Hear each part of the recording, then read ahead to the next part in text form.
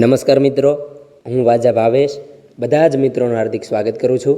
કેમ છો બધા મિત્રો? મજામાં ને? આજે આપણે ધોરણ 12 વિષય સંગીતની અંદર આજે આપણે ધુમાડી તાલ જોવાનો છે. ધુમાડી તાલ, બરાબર? વાદળમાં ધુમાડા ને ધુવાણી થાય એ નહીં, પણ તાલનું નામ છે ધુમાડી. તો ધુમાડી તાલ વિશે આજે આપણે એની પહેલાં તો માહિતી અને એના બોલ એટલે કે ઠેકા સંપૂર્ણ જોવાના છે, બરાબર? તો શરૂ કરીએ. તાલ ધુમાડી. તો તાલ ધુમાડી માત્રા 8, ખંડ 4.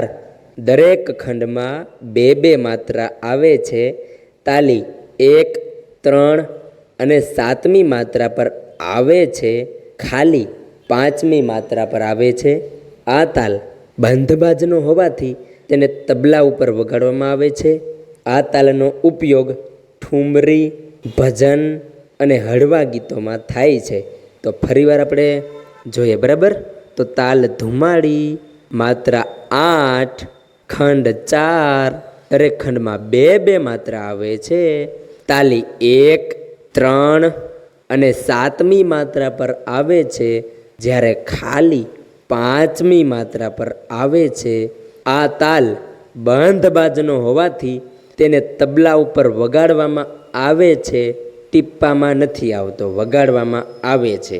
અને આ તાલનો ઉપયોગ ઠુમરી, ભજન અને હળવા ગીતમાં થાય છે.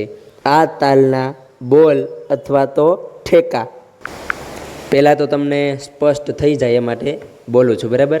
ધા ધીન ધા તીન ત્રક ધીન ધાગે ત્રક ધા.